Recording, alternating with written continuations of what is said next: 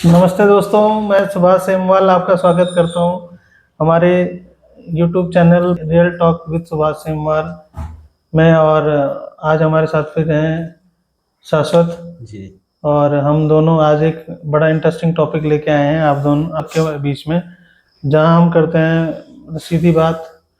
चलो फिर शुरू करते हैं, बिना किसी फिल्टर के, बिना किसी स्क्रिप्ट के, सीधी बात।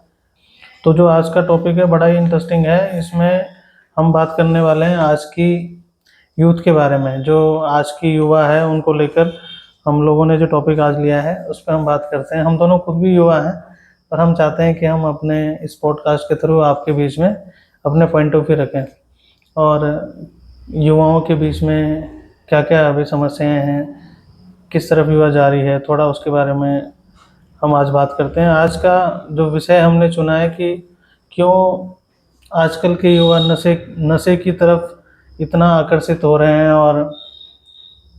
और हम जानते ही हैं कि ये एक हानिकारक चीज़ होने वाली है, जो कि आज की युवा वर्ग के लिए, हमारे समाज के लिए, उस युवा के परिवार के लिए और देश के लिए कभी भी एक प्रगतिशील राह नहीं हो सकती है। तो चलो शुरू करते हैं। पहला सवाल मैं शाश्वत से यही पूछूंगा कि शाश्वत, तुम्हारे विचार से क्या लगता है कि आजकल का युवा नशे की तरफ इतना आकर्षित क्यों होते जाते हैं, और ये जानते हुए कि ये बहुत हानिकारक है? जी, धन्यवाद सर। मैं ये कहना चाहूँगा इस चीज़ में कि आजकल का जो यूथ है वो मतलब हम हर सभी यूथ को तो नहीं बोल सकते, लेकिन कुछ यूथ गलत नशे की तरफ बिल्कुल बढ़ रहा है, इसमें कोई दो राय नहीं है।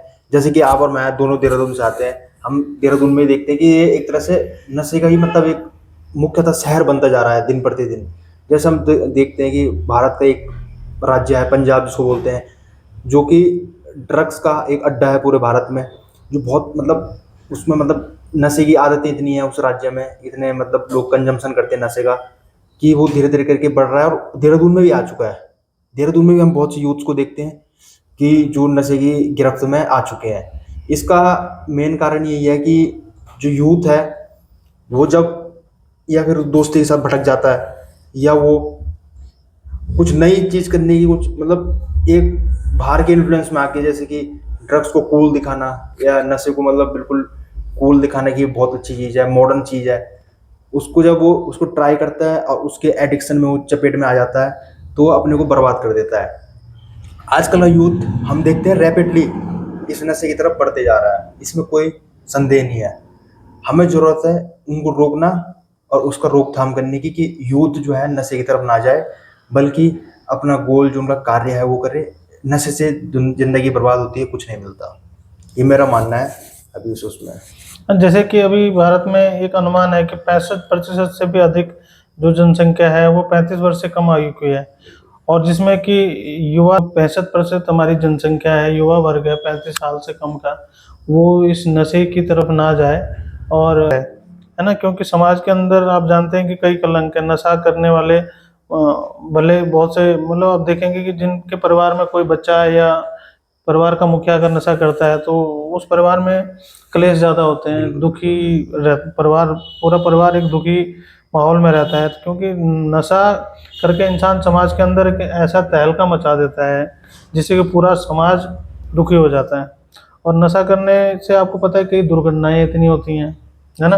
बेचारे चुपचाप जा रहे हैं सड़क में या गाड़ी चला रहे हैं या कहीं खड़े हैं, वो उनको भी ठोक देते हैं, उनको भी मार देते हैं। तो देखो, इस नशे के चक्कर में लोग अपनी तो जान खतरे में डाल ही रहे हैं, बट एक जो साधारण समाज में साधारण जीवन जीने वाले हैं उनकी जान पे भी खतरा आ जाता है। इसको मतलब आप एक्सीडेंट से कितने लोग मारे जाते हैं, पति पत्नी के रिश्ते खराब हो रहे हैं, जिनके कारण आप देखेंगे आत्महत्याएं इतनी बढ़ रही हैं। और लोग इसको एंजॉय की तरह पे लेते हैं। अगर एंजॉय के तरीके से भी लें तो खुद कुछ हद तक हम ये कह सकते हैं कि चलो फिर भी ठीक है, पर जब आदमी इसको एक अपनी ज़रूरत समझ लेता है या उसको एक एडिक्शन समझ लेता है, जब इस चीज़ को वो अपना पागलपन समझ लेता है, तो वो बहुत ही विनाशकारी है समाज के लिए भी, परिवार के लिए भी, व्यक्तिगत, सामाजिक, मानसिक और पारिवारिक सब चीज़ें, सब तरफ से वो एक खराब चीज़ है। तो मैं यही कह रहा हूँ शाश्वत की नशे की लत बढ़ने के कारण क्या है युवाओं में? आप क्यों इतनी लत बढ़ रही है, जो कि पता भी है इतने सारे नुकसान? देखिए सर, बट जो आजकल का जो युवा है उनमें नशे की जो लत है वो बढ़ने का मुख्यतः कारण ये है, या तो वो संगति का प्रभाव है। सीधा सीधा जो हम हाँ, मेनली मेन देखते संगति हैं, का है। संगति का दोस्त होता है, वो कहता है यार यार ट्राई कर ले, हम्म, क्योंकि उसको अपनी महफिल बनानी होती है। हम कहते हैं ना महफिल बनाना। अब वो उसको अपने साथ जोड़ के अपना एक गिरोह बना देता है कि यार चलो मेरे साथ पीने वाला कोई और है, चाहे वो चरस हो, गांजा हो, स्मैक हो, दारू, शराब वगैरह जो कुछ भी चीजें हो। दूसरा होता है सर, जो मैंने कहा, जैसे मैंने पहले कहा कि आजकल मॉडर्न दिखने के लिए भी लोग करते हैं इस चीज को कि यार पूरी दुनिया कर रही है, हम भी करेंगे, हम क्यों ना करें। तीसरा होता है फैमिली प्रेशर। फैमिली प्रेशर में मतलब ये है कि जैसे कोई हस्बैंड वाइफ है, लड़ाई करके चले जाते हैं, फिर वो उस दुख के कारण पी लेते हैं। कुछ जैसे हम पुराने फिल्मों में देखते हैं, देवदास बनकर पीते हैं आशिकी में, ये भी हम एक उसमें बोल सकते हैं मजाक में, पर हाँ ये चीजें भी होती हैं। जो जैसे लोग, जब यूथ बेरोजगार होता है, अनएम्प्लॉय होता है, तो वो गलत चीज की तरफ ज्यादा जाता है, क्योंकि खाली दिमाग शैतान का घर कहते हैं। तो उस तरह उसके कारण भी वो उन चीजों को इस्तेमाल करता है। दूसरा कारण ये होता है कि जो ड्रग पेडलर होते हैं, जो सप्लाई करते हैं, जिनको बीच में कमीशन मिलता है, वो अगर कोई यूथ गलत तरीके से पैसा बनाना चाह रहा था, वो भी उसका एडिक्टेड हो सकता है। जरूरी नहीं है वो बेचे ही, वो सेवन भी कर सकता है। हम देखते हैं उस चीज को, क्योंकि ड्रग का जो मार्केट है पूरी दुनिया में बहुत ही ज्यादा, मतलब हम कहते हैं कि ब्लैक मार्केट में जो इकोनॉमी होती है, ब्लैक इकोनॉमी होती है जिसको हम बोलते हैं, काली अर्थव्यवस्था, उसमें बहुत सबसे ऊपर का इसी का रेवेन्यू होता है। आप देखेंगे कि दुनिया में मेनली 2-3 गोल्डन ट्रायंगल है। गोल्डन ट्रायंगल बोलते हैं जिनको, ड्रग्स का गोल्डन ट्रायंगल, नशे का त्रिकोण, नशे का सोने का त्रिकोण एक शब्द बोला जाता है। वो उन देशों को बोला जाता है जहां से ड्रग्स की सप्लाई प्रॉपर होती रहती है। जैसे अभी साउथ एशिया में अफगानिस्तान है, तो अफगानिस्तान में ड्रग्स मतलब ओपीएम जिसको बोलते हैं, अफीम बोलते हैं जिसको, अफीम की खेती होती है अफगानिस्तान में, जो अभी तालिबान के रूल में है। और तालिबान खुद उस चीज को करता है, अब वो करता है, ग्रो करता है और उसको एक्सपोर्ट करता है। एक्सपोर्ट कैसे करता है? लीगली नहीं, पर दुनिया में फैला के जो नशेड़ी लोग हैं, ड्रग पेडलर, उनके द्वारा उससे अपनी कमाई करता है। ये एक बहुत बड़ा फैक्ट है। दूसरा, म्यांमार में, जो म्यांमार में एक गोल्डन ट्रायंगल है जहां से भारत में अफीम आती है। और जो हमने अभी पिछले 2 साल से देखा होगा कि जो म्यांमार में जो वायलेंस चल रही है, आपने पढ़ा होगा, कुकी और उनका मेथे के बीच में, वो इसी ड्रग्स पेडलर के कारण है। क्योंकि जो कुकी जो वो है टेररिस्ट है, जो वहाँ सिविल वॉर कर रहे हैं मणिपुर में, वो ड्रग पेडलर है एक्चुअली में, गवर्नमेंट ने उनको बैन कर रखा है। तो वहां पे ड्रग्स के ऊपर वॉर चल रही है, वॉर ऑन ड्रग्स। तो हमारे अभी इस 21st सेंचुरी में सबसे इंपॉर्टेंट चीज ये है कि जैसे हम वॉर ऑन टेररिज्म तो देख रहे हैं, आतंकवाद के खिलाफ युद्ध, वैसे ही वॉर ऑन ड्रग्स भी होना चाहिए। जैसे यूथ बर्बाद हो रहा है, इसमें ड्रग्स की जो मेन चीज होती है, जैसे इकोनॉमी में होती है कि सप्लाई और डिमांड, वैसे यहाँ भी होता है। अगर डिमांड है तो सप्लाई है, और सप्लाई है तो डिमांड है। दोनों अपवाद है एक दूसरे का। मतलब अगर सप्लाई होगी तो डिमांड बढ़ेगी, अगर डिमांड होगी तो सप्लाई होगी। मतलब दोनों एक दूसरे के बिना अधूरा है। दोनों, इसको तोड़ने की जरूरत कैसी है? इसको तोड़ने की जरूरत ऐसे ही है कि आप यूथ को, हम कहते हैं ना कि वो करो, जागरूक करो। जैसे पहले भारत में HIV एड्स होता तो उसमें जागरूक किया कि ये चीज नहीं करनी, वो चीज नहीं करनी, गलत सिरिंज नहीं लगानी है, तो उसके कारण वो जागरूक हो। वैसे ही हमें ड्रग्स के खिलाफ भी यूथ को समझाना पड़ेगा कि अगर आप किसी भी गलत कंडीशन में हो, संगति में हो, उस संगति को तोड़ दें। साफ सीधी बात है, दोस्ती वोस्ती कुछ नहीं होती, मेरा मानना है। अगर गलत संगति में आप हो, उस चीज को तोड़ दें। और एक बार अगर आप इन ड्रग्स, इसको इंग्लिश में इंटॉक्सिकेंट्स बोलते हैं, नशे को इंटॉक्सिकेंट्स, अगर आप इन इंटॉक्सिकेंट्स के उसमें प्रभाव में पड़ गए, जो ड्रग्स जो चीजें होती हैं, तो आप जो है पूरा बर्बाद हो जाओगे। ड्रग्स जो सर मेनली 2 तरीके के होते हैं, मतलब हम जिनको कहते हैं ड्रग्स तो नहीं कहूंगा, पर इंटॉक्सिकेंट नशे 2 तरह के आप बोल सकते हैं। एक तो हम जो सूखी चीजें होती हैं, एक गीली चीज होती है। गीली चीज हम अल्कोहल देखते हैं, जो भी अल्कोहलिक बेवरेजेस होते हैं, जैसे vodka, beer, champagne, wine, whisky, brandy, rum, 7-8 तरह की चीजें होती हैं। तो ये एक्चुअली में लीगल है देश में, क्योंकि गवर्नमेंट इससे रेवेन्यू बनाती है, आबकारी जिसको हम कहते हैं, एक्साइज, वहां से पैसा बनाती है। तो गवर्नमेंट तो कभी भी इस चीज को बंद नहीं कर सकती, अनटिल अनलेस, जैसे गुजरात और बिहार में हुआ है, वहां शराब पूरी तरह से बैन है ना, वहां गवर्नमेंट ठेके हैं, कुछ नहीं है वहां है ही नहीं शराब का।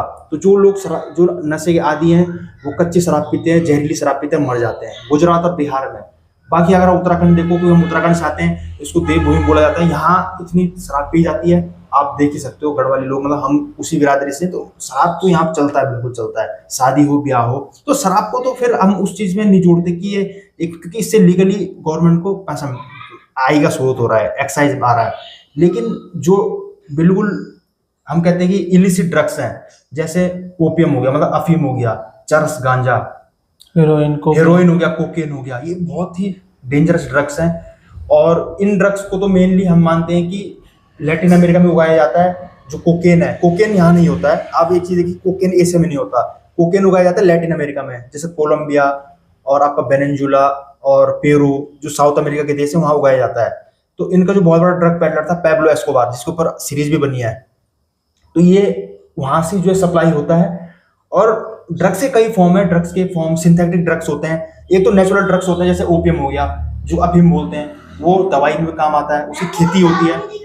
और हम कैनबिस देखते हैं इंडियन सबकॉन्टिनेंट में, जो शिवरात्रि में पी जाती है, जिसको हम भांग बोलते हैं, भांग धतूरा, वो प्रसाद के तौर पर चढ़ता है। ये एक्चुअली में ये जो नेचुरल ड्रग्स हैं जैसे अफीम हो गया, ये हो गया, इनका यूज पुराने जमाने से दवाइयों के रूप में होता था। आप कभी देखे तम्बाकू जो होता था ना, उसको जैसे किसी को दर्द होता है वहां पे लगाते थे तम्बाकू को, लेकिन जब वो नशे के तौर पर यूज किया जाता है तो वो नुकसान देता है। ये एक्चुअली में नेचुरल चीज है, जो भी नेचुरल चीज होंगी वो नुकसान नहीं देगी, वो किसी काम होंगी, क्योंकि भगवान ने बनाई है कि कुछ ना कुछ वो आयुर्वेद में या इन चीजों में यूज होगा उसका। लेकिन जब हम उसको नशे के तौर पर सेवन करते हैं तो वो हमारे शरीर को बर्बाद करता है। जैसे आप देखेंगे जो भांग धतूरा होता है, जो शिवजी पे चढ़ता है, या जो अफीम वगैरह जो चीजें होती हैं, इनको अफीम का यूज एनेस्थीसिया में होता है, जो जिसे दर्द नहीं होता है, ऑपरेशन होता है। लेकिन अगर कोई इसको यूज करेगा नशे के तौर पे तो वो बिल्कुल, क्योंकि नशे के तौर में जो उसको बनाया जाएगा ना, तो सिंथेटिक बनाया जाएगा, उसमें कुछ मिलावट की जाएगी, प्योर नहीं दिया जाएगा, उसको मिलावट दी जाएगी। अगर आप यूएसए वगैरह में देखो तो वहाँ जो ड्रग एडिक्ट होते हैं या जो बड़े बड़े लोग होते हैं जो ड्रग्स लेते हैं, कोकेन वगैरह, वो एकदम प्योर ड्रग्स लेते हैं। प्रॉब्लम कहाँ होती है इंडिया में, जब हम जो यूज ड्रग्स लेते हैं ना, जैसे स्मैक है, तो स्मैक क्या होता है एक्चुअली में, स्मैक को कहते हैं काला चिट्टा। ये चीज जो है एक्चुअली में जो हेरोइन होता है उसके पाउडर के साथ काफी चीजें एडल्ट्रेट चीजें डाली जाती हैं, मिलावट चीजें डाली जाती है, चौक पाउडर हो गया, मस्कीटो पाउडर हो गया, जिससे उससे नुकसान होता है शरीर को। अगर आप शुद्ध पियो, मैं ये नहीं करूँगी आप पियो उसको, लेकिन जैसे फॉरेन में लोग उसे शुद्ध तौर पीते हैं फॉर मेडिटेशन। जैसे हम देखते हैं कि कई चीजें जैसे कैनबिस जो होता है, भांग होता है, उसको पुराने पुराने जो बाबा साधु होते हैं उसको ध्यान के लिए पीते हैं, बिल्कुल उससे ध्यान होता है, आपका कंसंट्रेशन बढ़ता है। लेकिन आज का यूथ जो जिस तरीके से लेता है, मिलावट के साथ लेता है, उससे बर्बादी होती है शरीर की और कुछ नहीं। तो इसलिए ये चीज जरूर है कि आप इन चीजों पर ना पड़ें।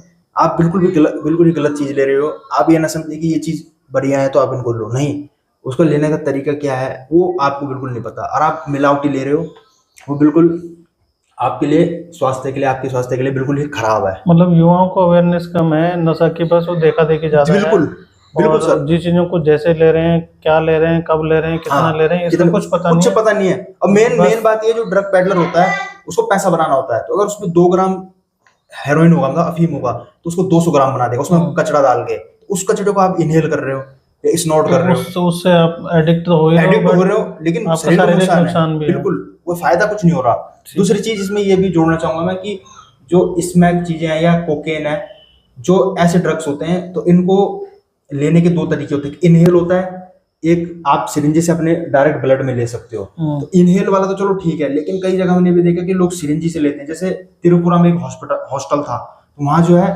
कम से कम 25-30 लड़कों को HIV एड्स हो गया। क्यों हुआ? क्योंकि उन्होंने ड्रग्स लिया। अब वो किससे इन्फेक्टेड? सिरिंज से लिया, मतलब किसी को HIV रहा, उन्होंने वो यूज कर लिया, उससे ड्रग्स लेने के प्रभाव को तो छोड़ो, लेकिन उनको पहले HIV एड्स हो गया, तो वो उससे लड़ेंगे।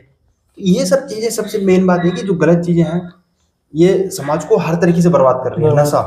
और इसमें मेन बात ये, जैसे हम देखते हैं हमारा दुश्मन देश पाकिस्तान जो है, वो सीमा से, वो मतलब पाकिस्तान से पंजाब में डालता है, ड्रग्स डालता रहता है शुरू, क्योंकि उसको पता है कि हम जो यूथ है आज की, किसी भी देश का भविष्य वहाँ की यूथ होती है। इंडिया जो है सबसे यंगेस्ट नेशन है, यहाँ की जो मेनली पॉपुलेशन है वो 30-35 साल से कम की है। सबसे जो ग्रोइंग और यंगेस्ट जो पॉपुलेशन कंट्री है वो इंडिया है। अच्छा, हम सबसे बुजुर्ग देश जापान को देखते हैं। तो किसी भी देश की जो तरक्की होती है यूथ करता है। अगर आप यूथ की जो है नसों में जो है नशा डालोगे तो वो कैसे वो करेगा, सस्टेन करेगा, कैसे आगे बढ़ेगा? तो इसलिए जो है यूथ को नशे से दूर रहना चाहिए, और सरकार को भी सप्लाई जो है ये बंद करनी चाहिए, क्योंकि जब आप सप्लाई को कम्प्लीटली बंद करोगे तो जो बचे जो नशेड़ी लोगों को आप रिहेब में डाल सकते हो। तो फिर जब सप्लाई नहीं होगी, बिल्कुल कट हो जाएगी एकदम, तो वो चीज इंट्रोड्यूस नहीं होगी कि क्या चीज है। जस्ट लाइक सऊदी अरब में देख लो आप, जो ड्रग पेडलर होते हैं उनकी गर्दन काट दी जाती है, और उसमें सबसे ज्यादा सर पाकिस्तानी दिखते हैं। क्योंकि पाकिस्तानी, बांग्लादेशी ये सबसे ज़्यादा ड्रग पैडलिंग करते हैं सऊदी अरब जैसे देशों में जहाँ एकदम इस्लामिक रूल्स हैं। तो मैं ये देखना चाहूँगा कि ये चीज़ें बिल्कुल वहाँ जो होती हैं बहुत ही बेहतर है। अगर यूथ को बचाना है तो बिल्कुल टफ आपको। एक चीज़ ये बताओ कि क्या युवा जैसे अगर नशे की तरफ जा रहा है तो इसमें सोशल मीडिया या फिल्में, बॉलीवुड हॉलीवुड जो भी हैं, क्या युवाओं में नशे के प्रति आकर्षण इनकी तरफ इनकी वजह से तो नहीं बढ़ रहा है? बिल्कुल बिल्कुल सर, आपका कहना बिल्कुल सही है। जो मेनली जो फिल्में जो हम देखते हैं, चाहे हॉलीवुड हो चाहे बॉलीवुड हो या हमारे सोशल मीडिया हो। सोशल मीडिया इन्फ्लुएंसर्स हो, जो भी हो, मतलब इंस्टाग्राम में, फेसबुक में जो भी चीज़ देख रहे हो, हम हमेशा गलत चीज़ों की तरफ आदमी ज़्यादा अट्रैक्ट मतलब वो आकर्षित होता है। इसका मेन कारण ये, जैसे हम कहें 2019 की एक फिल्म थी कबीर सिंह नाम की, उसमें शाहिद कपूर जी जो है एक नशेड़ी, बहुत मतलब प्यार में बेवड़े बन जाते हैं। तो ये चीजें बिल्कुल यूथ देख रहा है उसको बिल्कुल सामने से, और सेंसर बोर्ड ने उसको पास भी किया है कि हाँ ये फिल्म देख सकते हैं, इसमें कोई अश्लीलता नहीं है। अरे अश्लीलता नहीं है, लेकिन उसमें जो कितनी यूथ हाँ, इससे प्रभावित उसको हो रही है। यूथ देख रहा है बिल्कुल कि कैसे नशा करना है, दाढ़ी हुआ के बाल ऊपर करके, बिल्कुल यूथ उसी को मतलब फॉलो उसी को कर रहा था। काफी 2020 तक मैंने कभी चीज देखी, मेरे साथ के जो काफी लोग थे, भाई वगैरह मेरे थे, वो उसी को देखते थे, कबीर सिंह उनको को। टशनबाजी अच्छी टशनबाजी लगती लगती थी बिल्कुल कि थी, भाई ये बहुत बढ़िया है, देखो। वो कायरा अडवाणी के यहाँ बिल्कुल गया, घुस के घर में उसके बंदूक लेके बिल्कुल नशेड़ी बन के एकदम। तो ये बहुत गलत ये है। बहुत ही ज्यादा गलत है। आप इसको कहते हैं चीप इन्फ्लुएंसिंग। आप चीप इन्फ्लुएंसर बन रहे हो यार, ये क्या मतलब, नशेड़ी को देख क्या भी बनोगे, क्या है मतलब वो आप अपना, वो तो उसने तो फिल्में बना दी, उस युवा में समझ नहीं है कि ये खाली एंटरटेनमेंट के लिए है। लिए बिल्कुल। वो एक्टर जो है अगर वो करते भी होंगे तो उनको इतना पैसा है, वो उसको अपना वो कर देंगे, अपनी भरपाई कर देंगे। या वो अगर वो उस चीज को नहीं करते, पहली बात तो ये है, लेकिन आप उस चीज को कर रहे हो तो ये आपका बिल्कुल, आप अपने परिवार को, अपने को हर जगह फाइनेंशियल लॉस भी, हेल्थ और वेलनेस लॉस भी, और आपका कैरियर लॉस भी हो जाएगा, आपका जो कंसंट्रेशन है वो भी लॉस हो जाएगा, आपका फिजिकल लॉस भी हो जाएगा। जो नशेड़ी आदमी तो उसकी शक्ल कैसे हो जाती है सर, आपको पता है, उसके जो सेल्स हैं, कोलेजन है शक्ल को पूरा बिगड़ जाता है। तो ये उसी कारण है, क्योंकि जो नशा होता है वो इंसान के शरीर को बर्बाद कर देता है। जैसे हम देखते हैं कि जो बड़े बड़े डेवलप्ड कंट्रीज हैं दुनिया में, जैसे यूएसए वगैरह हो गया, वो इंडिया से ज्यादा ड्रग एडिक्टेड है, वहाँ उससे ज्यादा ड्रग एडिक्शन की प्रॉब्लम चल रही है। ये क्यों है? क्योंकि वो खुद ही सप्लायर है। सप्लायर मीन्स कि वहाँ जो ये फार्मास्यूटिकल कंपनीज हैं वो करती है, फिर वो यूज करते हैं, और फिर वो आप सिंथेटिक ड्रग्स बनाते हैं और उसको यूज करते हैं, जैसे बड़े बड़े कार्टल्स हैं। कुल मिला के सोशल मीडिया और फिल्में जो हमारी बॉलीवुड हॉलीवुड है, इनका भी बहुत बड़ा हाथ है बिल्कुल। इस नशे को युवाओं में बढ़ाने के लिए बिल्कुल। उसको मतलब उसको ऐसा मतलब इन्फ्लुएंसर दिखाने के लिए, उसको ऐसा मॉडर्न दिखाने के लिए, उसको अट्रैक्टिव दिखाने के लिए कि हाँ ये चीजें अच्छी हैं। तो हमारा तो यही अनुरोध रहेगा, जो भी फिल्म निर्माता हैं या सोशल मीडिया में जो कंटेंट क्रिएटर हैं, ऐसे कंटेंट को जो ना प्रमोट करें, या ऐसे फिल्मों को ना प्रमोट करें, या हम लोग जो देखने वाले हम लोग ऐसी चीज़ों को ना उनमें इंटरेस्ट दिखाएं, तो ये चीज़ें कम हो सकती हैं। और इन चीज़ों में हमें ज़्यादा विश्वास नहीं करना चाहिए, क्योंकि ये चीज़ें खतरनाक है।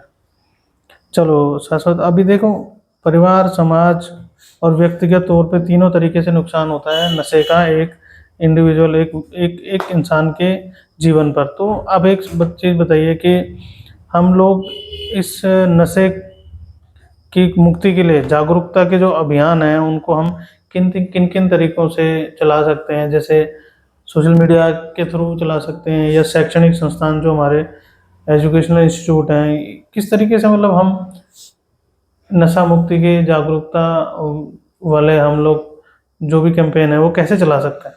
देखिए सर, मेन बात ये है कि हम जो यूथ है ना, वो उसको आप वहां से पकड़े जहां से उसकी परवरिश होती है।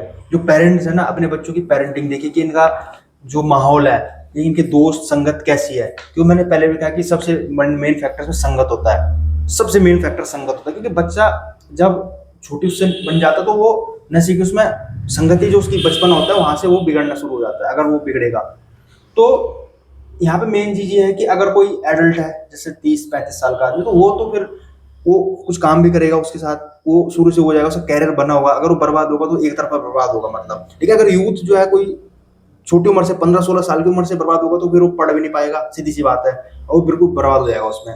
तो पेरेंट्स को ये देखना चाहिए कि उनकी बच्चों की संगत क्या है, उनका आसपास का माहौल क्या है। दूसरी बात, जो कॉलेजेस हैं या एजुकेशनल इंस्टीट्यूशंस हैं, उनको ये देखना चाहिए कि प्रॉपर बीच में अपनी कॉलेजों में सेमिनार्स कराएं, ऑडिट मतलब अपने उसमें एक डॉक्यूमेंट्रीज दिखाएं, बच्चों को नशे के प्रति जागरूक करें, और प्रॉपर कॉलेज के आसपास देखिए कोई ऐसा नशे की चीजें तो है नहीं, जैसे मतलब कई हम देखते हैं कॉलेज के आसपास सिगरेट की टपरियां होती हैं, अब बच्चे वो पी रहे हैं सिगरेट, टीचरों के सामने पी रहे हैं, मैंने देखा अपने कॉलेज में, वहां से मतलब अगर कोई वो भी निकल रहे हैं, क्या बोलते हैं उनको, मतलब वहाँ चेयरमैन भी निकल रहा है, खुद मेरे साथ ही अनुभव हो चुका है, हमने देखा कई बच्चों को, तब भी उनके सामने पी रहे हैं, भले चेयरमैन फिर उनको थप्पड़ बजा दे। लेकिन कहने का मतलब ये है कि आप आसपास ये सिगरेट के खोखे इन चीजों को खुलने ही मत दो। खुले मत दो। अभी जैसे दिल्ली में क्या हुआ था कि जो इससे पहले की सरकार थी वो कॉलेजों के सामने दारू के ठेके खोलना चाह रही थी, लोगों ने विरोध किया उसका, स्कूलों के सामने, गली गली मत खोलो क्योंकि स्कूल बहुत ज्यादा होते हैं जगह जगह। तो इन चीजों को सरकार को समझना चाहिए कि यूथ जो पहले आपको एक्सरसाइज कमाना है या यूथ को बनाना है, दोनों चीजें एक साथ नहीं हो सकती।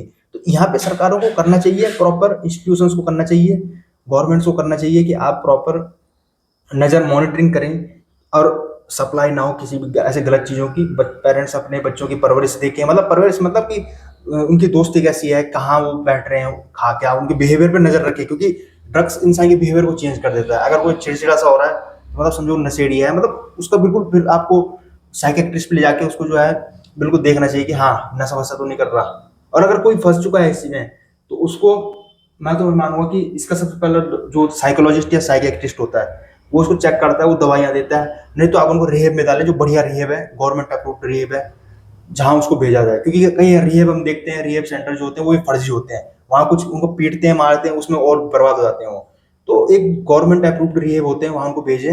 और अपने बच्चों कोई नशे में पड़ भी चुका है ना तो उसको प्यार और सहमति की जरूरत होती है, उसको ये नहीं होता कि आप जो डांटो करो, वो फंस चुका है एक बार उस चीज में तो उसको समझा के, उसको दुलार के, उसको वो करके आप उसको संभाल सकते हो। तो ये चीज मैं पेरेंट्स से कहना चाहूँगा। बहुत अच्छा है, बहुत अच्छा। मतलब अभी कुल मिलाकर हम कहें कि हमें व्यक्तिगत तौर पे ही नशा मुक्ति के जो अभियान है उनको प्रमोट करना चाहिए, ग्राउंड लेवल से। क्योंकि सरकारी तौर पर अगर हम देखें तो सरकारी जो भी अभियान है नशा मुक्ति के वो इतने प्रभावशाली अभी नहीं नहीं है। है, नहीं। तो हमें व्यक्तिगत अपने अंदर चेंज लाके और हमें खुद इनिशिएटिव लेके नशा मुक्ति के अभियानों को बढ़ावा देना चाहिए। और जो लोग अगर जो कंटेंट क्रिएटर हैं उन लोगों को भी ऐसे कंटेंट बनाने चाहिए कि नशा मुक्ति से दूर आज की युवा रहे। जैसा अब पता ही है हमें कि नशा एक बहुत ही खतरनाक चीज़ है और नशा एक ऐसी बुराई है जो कि युवा वर्ग की क्षमता, उसकी नैतिकता और उसके उज्जवल भविष्य सोचने की हाँ, सोचने की क्षमता सब बर्बाद कर देती है। उसके उज्जवल भविष्य को निगल रही है। तो एक युवा पीढ़ी है उसको कमजोर किया जा रहा है नशे की वजह से। तो देश की उत्पादकता या विकासशील क्षमता पर भी इसका नेगेटिव प्रभाव पड़ रहा है। साथ में अगर देश में अपराध और दुर्घटनाएं भी बढ़ रही हैं जिससे कि देश की अर्थव्यवस्था पे भी असर पड़ता है, जो असर डाल रही है ये चीज़। तो मेरे को ये जानना है कि क्या ये कहीं ऐसा तो नहीं कि इसमें इंटरनेशनल पॉलिटिक्स कहीं इन्वॉल्व होती हो, या जो इसमें जो मादक पदार्थों की तस्करी चलती है अक्सर आतंकवादी गतिविधियां भी बढ़ा देती हैं। तो कहीं ऐसा तो नहीं इसमें कोई जियो पॉलिटिक्स आ रही हो जो देश को मतलब कमजोर करके खत्म करने की एक साजिश हो, ताकि हमारी युवा पे अटैक ज्यादा डायरेक्ट किया जाए। बिल्कुल सर, बिल्कुल आपका कहना बिल्कुल सही है। भारत का जो मेनली जो नशे का सप्लायर है वो पाकिस्तान है, हम इसको अच्छे तरीके से जानते हैं। और पाकिस्तान में जो जो ओपियम अफीम आता है वो अफगानिस्तान से आता है, तो वो बाहर जानबूझ के भारत में छोड़ते हैं, जैसे पंजाब में, गुजरात में, जिसको कई बार बीएसएफ भी कैप्चर कर लेती है, उसमें ड्रोन्स के द्वारा जो है ओपियम आता है, अफीम आता है। तो आप ये देखोगे पूरी दुनिया में जो पूरी दुनिया नशे से परेशान है, नॉट ओनली इंडिया, पर अमेरिका हो गया, मैक्सिको हो गया मैक्सिको के तो कई ऐसे प्रांत हैं, मतलब प्रोविंस हैं जहां जो है जो कार्टल्स होते हैं, ड्रग्स कार्टल्स वो वायलेंस करते हैं, कई लोगों मतलब सिविलियंस को मार देते हैं। क्यों? उनका पैसा सारा वहीं से बनता है। उनको जो सप्लाई करता है मेनली चाइना करता है। अगर आप देखें फार्मास्यूटिकल से सप्लाई होता है, क्योंकि सिंथेटिक ड्रग्स बनते हैं, जैसे आप वो क्रिस्टल मैथ हो गया या फेंटानाइल हो गया, ये दो ड्रग्स हैं जो यूएसए में बहुत प्रचलित है। इनको सप्लाई ये बनते हैं फार्मास्यूटिकल जो ड्रग्स होते हैं ना, उसके जो रॉ मटेरियल होता है जिन दवाइयां बनती हैं उनसे बनते हैं। कई बार भारत से चोरी की जाते हैं। अच्छा। भारत से जैसे कोई दवाई की फैक्ट्री, वहां से जो रॉ मटेरियल होगा उसको चुरा देते हैं और वहां भेजते हैं, फिर वो ड्रग्स बना के वहां से दुनिया में इंटरनेशनल में भेजते हैं, क्योंकि वो कार्टल्स ही जो है पूरा ड्रग्स बनाते हैं अपने घरों में, मतलब सिंथेटिक ड्रग्स इसको बोलते हैं, उसमें मिला मुला के। तो इस कहने का मतलब ये कि ये भी एक बहुत बड़ा रैकेट है जिससे आमदनी हो रही है उन देशों को जो ये काम कर रहे हैं। जैसे हम पाकिस्तान देखते हैं, म्यांमार से भी हमने काफी देखा जहाँ से ड्रग्स से सप्लाई होती थी, तभी वो म्यांमार में जो वायलेंस चल रही है उसी का एक रीजन है। और चाइना इन फार्मास्यूटिकल जो रॉ मटेरियल होता है दवाइयों का, उनको भी सप्लाई करता है मैक्सिको वगैरह में। और फिर वो मैक्सिको से अमेरिका में जाता है, क्योंकि अमेरिका में डिमांड है। मेन बात ये है। तो कहने का मतलब ये है कि इंडिया में भी चाइना से ये पाकिस्तान से आता है, पाकिस्तान में अफगानिस्तान से आता है, तो चाइना से भी आता है इधर। चाइना से भी आता है। जब ये नेपाल बॉर्डर से लाते हैं, बिल्कुल चाइना वहां से भी आता है। और ये बिल्कुल ड्रग्स को देश देश में, गांव गांव में, हम जैसे गढ़वाल में देखते हैं तो यहाँ भी स्मैक पकड़ी जाती है। तो ये लगा लो कि गढ़वाल में स्मैक पकड़ी जा रही है, जो वहाँ का यूथ है वो बर्बाद हो रहा है उस चीज में। और स्मैक तो इतनी बड़ी गंदी गंदी ड्रग्स है। तो मैं मानता हूँ कि इसमें बिल्कुल जियोपॉलिटिक्स है, क्योंकि अगर आपको किसी देश को बर्बाद करना है, उसे यूथ पर अटैक करो। यूथ पर अटैक कैसे होगा? डायरेक्ट आप मिसाइल बॉम्ब तो गिराओगे नहीं, क्योंकि उन पर भी हथियार है। आप उसकी यूथ को जो है कमजोर करो, मैनिपुलेट करोगे। या फिर आप, जैसे हम देखते हैं हनी ट्रैप पाकिस्तानी करते हैं, वैसे ये ड्रग ट्रैप है। आप उनको ड्रग्स खिलाओ, उनको कमजोर खोखला कर उनको बर्बाद कर दो।